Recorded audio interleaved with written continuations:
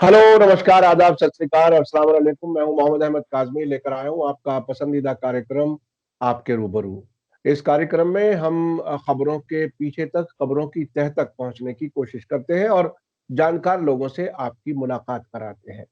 अभी जम्मू कश्मीर का मामला जो अगस्त 2019 में जिस तरह से आर्टिकल 370 और 35A हटाया गया, उसके बाद एक लंबे अरसे तक वहां के लीडर्स को डिटेंशन में रखा गया। अब उनको काफी हद तक अक्सर लीडर्स को से आजाद कर दिया गया है और अब वहां आर्टिकल 370 को वापस बहाल कराने के लिए तहरीक शुरू हो गई है, जिसमें वहां की इलाकाई पार्टियां, खासतौर पे पीडीपी और नेशनल कॉन्फ्रेंस और 5 और पार्टियां, रीजनल पार्टियां उसमें शामिल हैं, जिसका नाम रखा गया है people's alliance for Gupkar declaration. मैं आपको बता दूं, गुपकर जो है वो श्रीनगर में वो जगह है जहां पर डॉक्टर फारूक अब्दुल्ला की रिहायश है। तो ये मुलाकात, मीटिंग वहां पर हुई और इसका नाम इस तरह से रखा गया। लेकिन नेशनल पॉलिटिक्स में इसका बिल्कुल मुख्तलिफ अंदाज में बयान किया जा रहा है इसके बारे में। और होम मिनिस्टर अमित शाह जी ने इसको गैंग बताया है, गुपकर गैंग, और ये कहा है कि ये विदेशों को मुदाखलत के लिए इनवाइट करना चाहते हैं और ये एक तरह से उन्होंने कहा है ये एंटी नेशनल है। तो इस सब पर बात करने के लिए कि कश्मीर में किस तरह का रिएक्शन है अमित शाह जी के बयान पर, मैंने रिक्वेस्ट की है। आज के हमारे खास मेहमान हैं सीनियर जर्नलिस्ट रशीद अहमद साहब, श्रीनगर में हैं। आप एक लंबे वक्त तक हिंदुस्तान टाइम्स के साथ जुड़े रहे और कई इलाकाई और इंटरनेशनल मीडिया ऑर्गेनाइजेशंस के लिए भी काम करते हैं। रशीद अहमद साहब, वेलकम है आपका मीडिया स्टार वर्ल्ड में।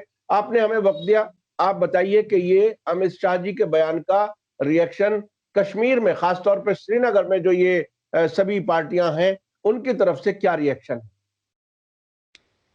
ये देखिए, पहले मैं आम लोगों का रिएक्शन आपको बताऊं। आम लोग जो हैं इसको दो कॉन्टेक्स्ट में रीड कर रहे हैं, ये अमित शाह साहब के स्टेटमेंट को। एक तो नेशनल कॉन्टेक्स्ट इस स्टेटमेंट का है, दूसरा लोकल कॉन्टेक्स्ट है। नेशनल कॉन्टेक्स्ट में जब इस स्टेटमेंट को देखा जाता है तो फारूक अब्दुल्ला और महबूबा मुफ्ती से ज़्यादा है टारगेट असल में अमित शाह जी का कांग्रेस है। क्योंकि जिस स्टेटमेंट में अमित शाह जी कह रहे हैं कि ये गुपकार गैंग है, बैरूनी ताकतों के साथ साजबाज कर रहे हैं, उसी स्टेटमेंट में फिर वो सवाल कर रहे हैं राहुल गांधी और सोनिया गांधी के साथ, सोनिया गांधी से वो उनसे सवाल कर रहे हैं कि आप बोलिए आप कहाँ हैं। हालांकि कांग्रेस इसमें शामिल नहीं है। इस गुपकार जो डिक्लेरेशन, जो गुपकार की जो ये जो ऑर्गेनाइजेशन, ये अलायंस बनी है, उसमें कांग्रेस कहीं इन्वॉल्व नहीं है। लेकिन सवाल अमित शाह जी उन्हीं से कर रहे हैं। असल में नेशनल लेवल पे कश्मीर जो है ये एक बड़ी ये एक कश्मीर जो है ये एक तरह का एक सबसे मौजूद हथियार है बीजेपी के लिए, दूसरे लोगों को भगाने के लिए, लोगों ये जो वो आम वोटर्स जो हैं उनको अपने साथ करने के लिए एक बड़ा कन्वीनियंट हथियार उनके पास है। अभी बिहार में हमने देखा, बिहार में भी 370 वगैरह इन्होंने कश्मीर बड़ा एक्सप्लॉइट किया। अब चूंकि बंगाल में इलेक्शन होने वाले हैं, वहाँ भी अब ये प्रिपरेशन कर रहे हैं कि कश्मीर को ही वहाँ सेंटर स्टेज पर लाया जाए। वहाँ की पॉलिटिक्स में दूसरी ज़्यादा इश्यूज इनके पास है नहीं, तो इसलिए और फिर फौरन ये जो है नेशनल कॉन्टेक्स्ट इसको दे रहे हैं, जबकि राहुल गांधी, जब ये राहुल गांधी या सोनिया गांधी से सवाल पूछ रहे हैं, तो इस लिहाज से ये कहीं पर वो निगाहें, कहीं पर निशाना, ये वही वाली बात है। तो बात कर रहे हैं फारूक अब्दुल्ला और महबूबा मुफ्ती के, टारगेट जो है वो कांग्रेस है। ये एक चीज़ है। दूसरा जो दूसरा लोकल कॉन्टेक्स्ट जो है वो जम्मू के कॉन्टेक्स्ट में है। कश्मीर कॉन्टेक्स्ट में कोई इसकी अहमियत नहीं है। जम्मू में 370 हटाने के बाद वहाँ के लोगों को ये ख्याल था कि अब उनके व्यारे न्यारे होंगे, लेकिन ऐसा हुआ नहीं। वो अब अपने आप को थ्रेटन फील कर रहे हैं। वो उनको लग रहा है कि हमारी ज़मीनें ख़तरे में हैं, हमारी जायदादें, हमारी बिजनेस।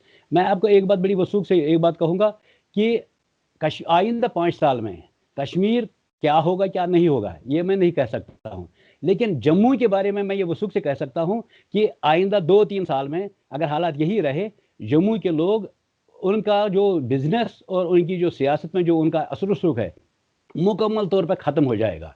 क्योंकि कश्मीर से ज़्यादा जम्मू में ही लोगों के आने जाने की ज़्यादा चांसेस है, बसने के ज़्यादा चांसेस जम्मू में ही है। और जम्मू के लोगों को ये फील हो रहा है। अब उनको लग रहा है कि नहीं, बीजेपी जो है ये इसने हमारे साथ सही ठीक नहीं किया है। वहाँ कि उनकी ज़मीन जो है पैरों से खिसक रही है। अब चूंकि डीडीसी के इलेक्शन होने वाले हैं जम्मू कश्मीर में, बीजेपी अब जम्मू के लोगों को ये डरा रही है कि ये देखिए, ये कश्मीर के लोग जो हैं, कश्मीर के जो पॉलिटिशियन जो हैं, ये फॉरेन पावर्स के साथ साजबाज कर रहे हैं, मुल्क के खिलाफ हैं, इसलिए आप लोगों के लिए पास कोई और चारा नहीं है कि आप हमारा साथ दे दीजिएगा।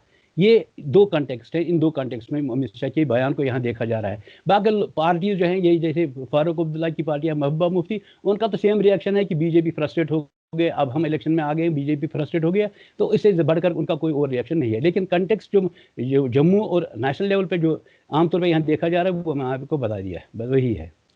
अच्छा, ये बहुत ही अजीब बात है जो आपने बताई, वो ये कि क्योंकि नेशनल लेवल पर इस बात पर बहस नहीं होती और शायद जम्मू के लोगों का वर्जन भी नेशनल पॉलिटिक्स में नहीं आता, शायद, क्या यकीन के साथ कह सकता हूं।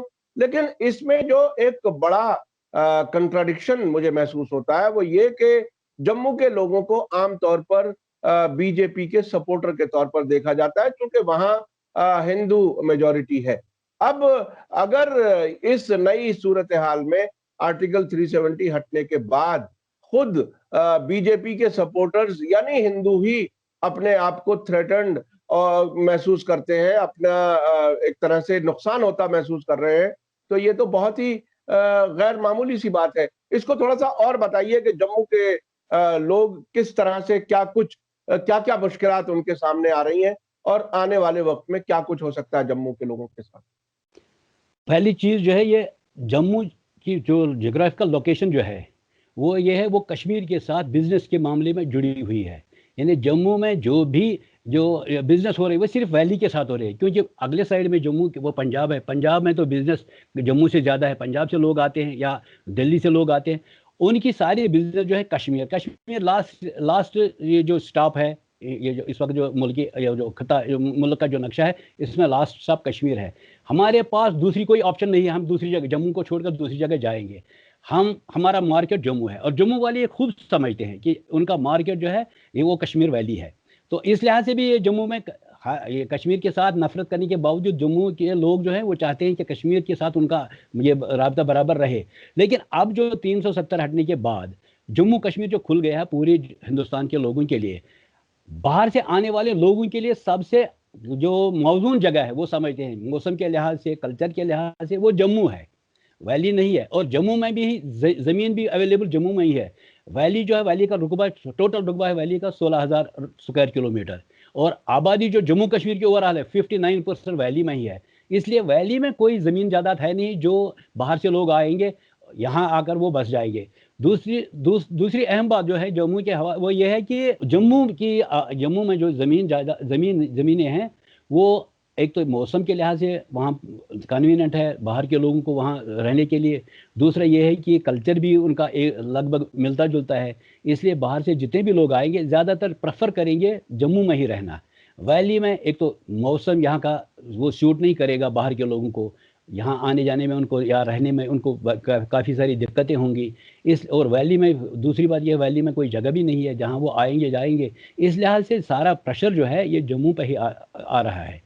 तो जम्मू के लोग ये बात अब समझने लगे हैं, पहले तो वो नहीं समझ रहे थे, अब उनको वो ये बात समझने लगे हैं कि ये सारा प्रेशर जो है उन्हीं पर जाएगा। इसलिए उनमें बड़ी नाराज़गी पाई जा रही है कि ये हमारे न बिजनेस का कोई ख्याल रखा जा रहा है, न पॉलिटिकल पार्टिसिपेशन में हमारा कोई ख्याल रखा जा रहा है, और न जॉब्स में, क्योंकि अब ये खुद सबके लिए आम है। तो इसलिए वो लोग काफ़ी थ्रेटेड फील कर रहे हैं जम्मू के। अच्छा, एक और बहुत ही दिलचस्प खबर आई है कि एक तरफ बीजेपी की लीडरशिप गुपकर अलायंस को गैंग के तौर पर कह रही है और विदेशी ताकतों से मिला हुआ कह रही है और उनको इनवाइट कराने की बात उन पर इल्जाम लगा रही है।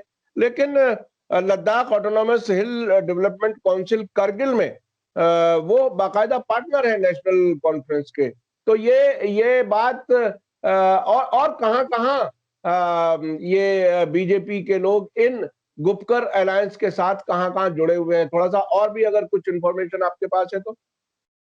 नहीं, असल में गुपकार ये जो अब इन्होंने नाम इसको दे दिया है गुपकार अलायंस वगैरह का, वरना सबसे पहली तंजीम जो है जिसने नेशनल कॉन्फ्रेंस की, जिसने बीजेपी के साथ हाथ मिलाए, वो तो नेशनल कॉन्फ्रेंस थी।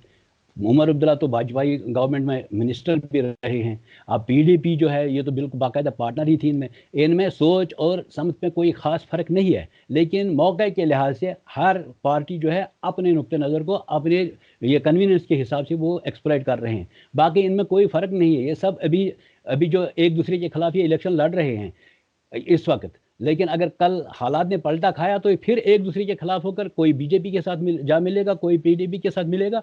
तो इनका कोई ये जो है कोई प्रिंसिपल स्टैंड किसी बात पर नहीं है।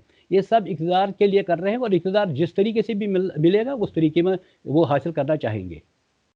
अच्छा, पीडीपी और नेशनल कॉन्फ्रेंस के बारे में जो आपने बताया कि ये मौका परस्त हैं, इनको क्या कश्मीर के अवाम इसी तरह से देखते हैं या इन्हें किसी तरह से अपना सियासी नुमाइंदा मानते हैं किसी हद तक, या कुछ परसेंट लोग, क्या क्या सूरत हाल है? अगर आप इसको इस तरह से कहते हैं तो क्या क्या उसमें सब्सटेंस कितना है, लोगों के अंदर ये फील कितना है? ये देखिए, ये आपको अंदाज़ा लगेगा, पिछली बार जो पार्लियामेंट्री यहाँ इलेक्शंस हुए हैं, डॉक्टर फारूक अब्दुल्ला साहब जिसमें इलेक्ट हुए हैं, 7% लोगों ने वोट डाले। अब आपको खुद अंदाज़ा लगा सकते हैं कि यहाँ के लोग जो है इनकी बातों को कितना सच मानते हैं, कितना गलत मानते हैं। यानी आप कह रहे हैं 7% ओनली? हाँ हाँ, 7% ही फारूक अब्दुल्ला हाँ। जी उस वक्त जो वोट उनको मिले थे सिर्फ 7% वोट मिले थे, और 7% 93% लोग जो हैं दूर रहे उन इलेक्शन से। इस वक्त भी जो ये सूरत हाल हो रही है डीडीसी इलेक्शंस में, इनमें भी आम लोगों की कोई इन्वॉल्वमेंट नहीं है इसमें कोई। अलबत्ता हाँ, जब पिछली बार भी ये असेंबली ये जो पंचायत इलेक्शन हुए थे, उनमें आपने देख लिया कि जिस वार्ड में 11 मेंबर हैं 12 मेंबर हैं, उनमें एक जो है इंडिपेंडेंट जो है वो जीत जाता है, अनकंटेस्टेड उसके मुकाबले में कोई नहीं था, 10 सीटें खाली हैं। इस तरह कई सारे वो मिलेंगे आपको ये वार्ड्स में पूरे कश्मीर में। अभी भी इस वक्त जो डीडीसी की जो इलेक्शन की ये बात कर रहे हैं, उनमें भी यही सूरत हाल है। अब पार्टीज़ ने अपना अपना अपने अपने वो कैंडिडेट्स जो हैं उनको मैंडेट दे दिया है, उन्होंने फार्म भर दिए हैं, लेकिन आम लोगों की इन्वॉल्वमेंट अभी तक 0% है। अभी तक कोई कहीं पे कोई जलसा जुलूस वगैरह जो इस इलेक्शन के लिए होते हैं वो नहीं हो रहे, कोई इलेक्शन एक्टिविटी नहीं हो रही है। वही जो कमिटेड पार्टी कैडर है, लगता है वही लोग आएंगे, वही लोग वोट डालेंगे, और वही 4-5% 7% तक लोग वो जो है वही वोट डालेंगे, और इसके अलावा कुछ नहीं होगा। बाकी आम लोग लाताल्लुक हैं, इन बातों में नहीं आते। जैसे फारूक अब्दुल्ला साहब ने भी वो कुछ दिन पहले कहा था चीन की मदद से हमें 370 ये जो है बहाल करना पड़ेगा। लोग समझते हैं कि ये लोग जो हैं ये वक्त देखकर बात कर रहे हैं, इनका कोई सियासी तौर पे इनकी कोई वो जो ईमान नहीं है, एतकाद नहीं है, कोई कन्विक्शन नहीं है इनका। ये कन्वीनियंस के हिसाब से बोलते हैं, कन्वेंशन के हिसाब से नहीं बोलते हैं। ये बताइए कि आर्टिकल 370 जब से हटा, उसके बाद जिस तरह से लोग लॉकडाउन में रहे और उसके बाद में खैर कोरोना लॉकडाउन भी आया, तो इसमें हिंदुस्तान के साथ जो एक ताल्लुक जिसे कहा जाता है कि जो प्रो इंडियन पार्टीज थी वो भी एंटी इंडिया हो गई, तो क्या उसके बाद में लोगों की दिलचस्पी इलेक्शन में इतनी कम हुई है, या इससे पहले भी इसी तरह से थी? उसमें क्या कोई कमी आई है? जो लोग इंडिया के पॉलिटिकल सिस्टम का हिस्सा, जैसा कि आप बता रहे हैं कि उसमें वो कोई दिलचस्पी नहीं रखते, तो क्या 370 हटने से पहले की हालत बेहतर थी इस लिहाज से, अगर भारत के सरकार के या भारत के नजरिए के हिसाब से देखा जाए, या पहले भी ऐसे ही थी और अब भी ऐसे ही? नहीं, पहले से बदतर हैं हालात, पहले से ज़्यादा बदतर हैं। ठीक है, सड़कों पर मुजाहरे नहीं हो रहे हैं, गोलियां नहीं चल रही हैं, लेकिन लोगों में जो जब आप बात करते हैं, ये लोगों में जो गुस्सा वगैरह जो है वो अपनी जगह वो बढ़ रहा है, वो कम नहीं हो रहा है। अब ये कब ट्रिगर होगा, किस तरह लावा की सूरत में फटेगा, कश्मीर की ये रिवायत रही है। यहाँ जो है ये पाइल अप होता है एंगर, और फिर कोई एक ज़रा सा प्रिक उनको मिला तो एकदम ये ब्लास्ट की तरफ फट जाता है। अब इस वक्त जो है लोगों में बराबर ये वो जो गुस्सा है उसमें वो बढ़ता जा रहा है, तो इसमें कोई कमी वाक़ई नहीं हुई है। लेकिन ये जो प्रो मेन स्ट्रीम पार्टीज़ जो हैं, नेशनल कॉन्फ्रेंस है, फारूक ये जो पीडीपी है, दूसरी पार्टीज़ जो हैं, इनको जितना जलील किया गया कि चीफ मिनिस्टर रहने के बावजूद, बीजेपी के ये जो अलायंस रहने के बावजूद इन लोगों को जेलों में बंद कर दिया गया। आमतौर पे यही समझा जा रहा था शायद इन लोगों में भी उसी तरह का आक्रोश होगा, उसी तरह का गम गुस्सा होगा। लेकिन बाद में देखा कि नहीं, इन लोगों में ये लोग जो हैं ये तो वो इसको एक रूटीन पॉलिटिकल सिस्टम का एक हिस्सा समझकर इन्होंने इसको सह लिया है। बाकी ये जो बातें आप कर रहे हैं कि 370 चीन की मदद से हासिल करेंगे या दूसरी तरीकों से हासिल करेंगे, हम झंडा नहीं थामेंगे, झंडा थामने वाले तो ये हैं।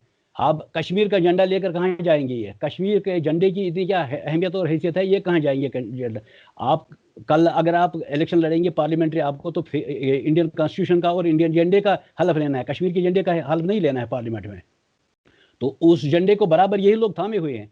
लेकिन लोगों को बेवकूफ़ बनाने के या लोगों में अपने आप को रेलिवेंट करने के लिए ये लोग इस तरह की बातें करते हैं, और इन बातों का फायदा बीजेपी को हो रहा है नेशनल लेवल पे। वो नेशनल लेवल पे इनको एक्सप्लॉइट करके वो जो है अपने मकसद के लिए इस्तेमाल कर रहे हैं।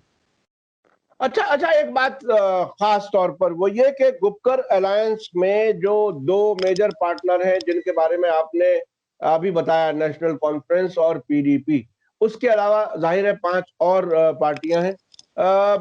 गुपकर अलायंस पर आर्टिकल 370 बहाली की जो एक मुहिम चलाने के लिए इन्होंने शुरू किया है, इस पर लोगों का कितना भरोसा है? क्या वाकई लोग इनके साथ हैं, या इसको भी भारत सरकार के या एजेंसियों का ही एक काम बता रहे, महसूस कर रहे हो? आखिर लोगों में क्या रिएक्शन है इस गुपकर अलायंस के बारे में? एजेंसीज के बारे में तो मैं कुछ नहीं कह सकता हूं कि उनका इसमें हिस्सा है या नहीं है, लेकिन आम लोगों का जो इनके बारे में, पहली बात तो यह है इन्होंने कोई तहरीक नहीं चलाई है। तहरीक तो जब चलती, जब ये लोग कोई प्रोग्राम देते, कहीं पर कोई जलसा करते हैं हम 370 के लिए, तो उस वक्त आम लोगों का रिएक्शन जो है सामने आता है कि उसमें पार्टिसिपेट करते हैं, इन पर फेथ करते हैं या नहीं करते हैं। इन्होंने फारूक साहब के घर में जाकर ये 7-8 लोग जमा हो गए और वहाँ पर कोई बात कह दी कि 370 की बहाली के लिए हम लड़ेंगे। उसके अलावा इनकी कोई वो जो तहरीक यहाँ पे नहीं, इससे बढ़कर उन्होंने कुछ नहीं किया है। बल्कि इससे बढ़कर उन्होंने बाद में ये कहा कि हम इलेक्शन में पार्टिसिपेट करेंगे, हम इनमें इलेक्शन डीडीसी में पार्टिसिपेट करके आपके रेस्टोर करेंगे 370। अब ये डिस्ट्रिक्ट डेवलपमेंट काउंसिल, ये पंचायत राज का एक हिस्सा है। पंचायती राज में आपको एक हायर लेवल पे आपको मौका मिलता है लोगों के काम करने का। तो 370 का इसके साथ क्या ताल्लुक है? अगर वाकई ये लोग 370 जो है उसकी बहाली के लिए जो जैसे कहते हैं तहरीक चला रहे हैं, तहरीक जो है ये एक घर में बैठकर एक स्टेटमेंट जारी करने से तहरीक नहीं चलती है। तहरीक तो सड़कों पे चलती है, तहरीक तो स्ट्रीट्स में चलती है। इन लोगों ने इस तरह का कोई वो न प्रोग्राम दिया है न अभी तक कुछ किया है। इसलिए आम लोग यही समझते हैं कि ये इक़्तिदार में फिर जाना चाहते हैं और मौका यही एक्सप्लॉइट यही करती है। जिससे पहले मैं कहूँगा कि जब 370 था, नेशनल कांग्रेस जो ऑटोनॉमी की बात करके जो है इलेक्शन में हिस्सा लेती थी, पीडीपी ने सेल्फ रूल का नाम दिया था, वो सेल्फ रूल के नाम पर वो इलेक्शन में हिस्सा लेती थी। सजाद लोन साहब की पार्टी है, वो कह रहे थे इसमें उनका जो एक अचीवेबल नेशनहुड था, उसका भी अपना एक रोड मैप था, वो लेकर इलेक्शन में पार्टिसिपेट कर रहे थे। अब वो सारे 370 खत्म करने के बाद हिंदुस्तान ने वो सारा जो है सो सिस्टम ही वो बिठा दिया, बिगाड़ दिया। अब ये लोग 370 के नाम पर जो है इलेक्शन, वही इलेक्टोरल पॉलिटिक्स करना चाहते हैं जो इससे पहले कर रहे थे, वही आज कर रहे हैं, अब 370 नाम देकर। इससे पहले भी नेशनल कॉन्फ्रेंस ने ऑटोनॉमी जो इनका ये था, ये इनका जो था स्लोगन था, उसके रेस्टोरेशन के लिए कुछ नहीं किया। क्योंकि 1996 से 2002 तक इनकी सरकार थी, नेशनल कॉन्फ्रेंस की सरकार थी। फिर 2009 से 2014 तक उनकी सरकार थी। लेकिन इन 12 सालों में उन्होंने कुछ नहीं किया, लेकिन ऑटोनॉमी का बार बार वो स्लोगन लगाते रहे। पीडीपी ने सेल्फ रूल का नारा दिया, वो भी तो 2 बार सरकार में, एक बार कांग्रेस के साथ, एक बार बीजेपी के साथ, तो उन्होंने सेल्फ रूल के बारे में कोई वो इनिशिएटिव नहीं लिया है। अब ये लोग उस वक्त भी इलेक्शन के लिए इस्तेमाल किया, आज भी इलेक्शन के लिए इस्तेमाल कर रहे हैं, लेकिन आज 370 है। क्योंकि आज अलग अलग ये लोग बात नहीं कर सकते कि उनके पास ऑटोनॉमी तो कहीं है ही नहीं, सेल्फ रूल की बात तो नहीं कर सकते। इसलिए 370 पे ये लोग ये जमा होकर इक़्तिदार पावर पॉलिटिक्स कर रहे हैं, ये और कोई चीज़ नहीं कर रहे हैं। अच्छा, एक आखिरी सवाल।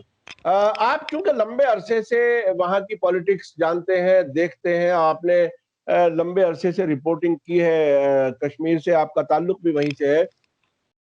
क्या भारत और इजराइल के ताल्लुकात मजबूत और बेहतर होने के बाद कश्मीर में कुछ ज्यादतियां बढ़ी हैं, या क्या सूरत हाल है?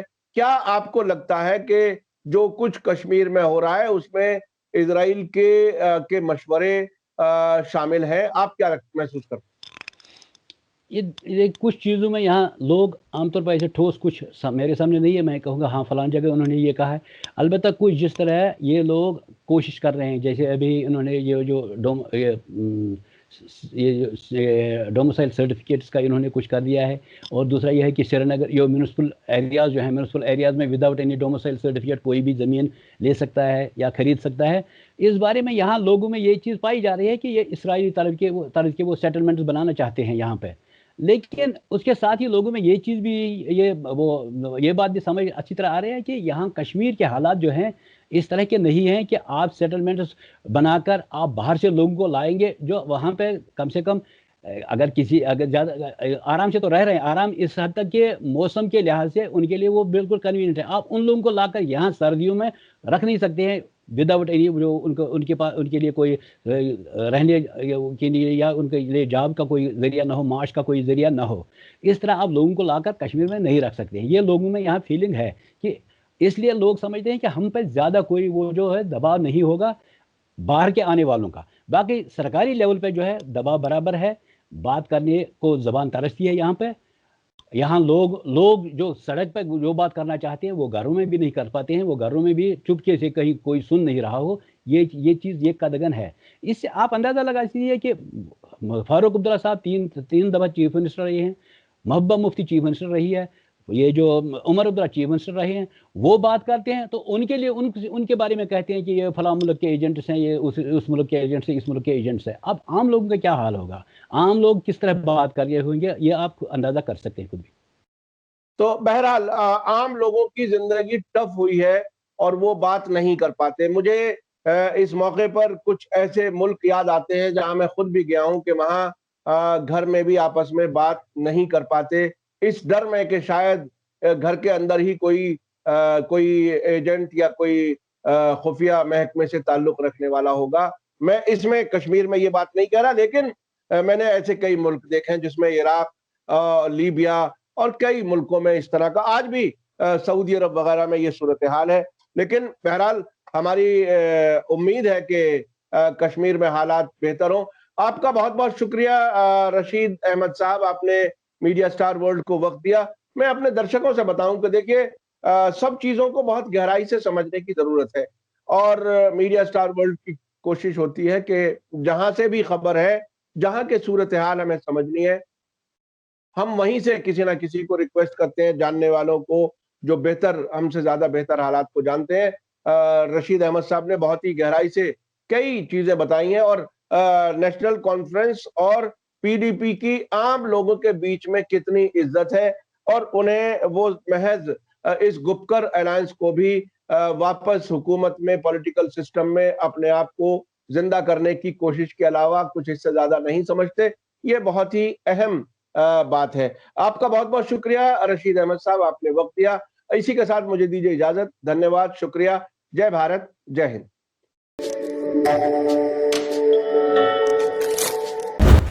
मीडिया स्टार वर्ल्ड के और वीडियो देखने के लिए हमारे चैनल को सब्सक्राइब करें और सीधे नोटिफिकेशन पाने के लिए बेल आइकन दबाएं। और अगर हमारी खबर सच्ची और अच्छी लगे तो अपने व्हाट्सएप, इंस्टाग्राम, फेसबुक और ट्विटर अकाउंट पर जरूर शेयर करें।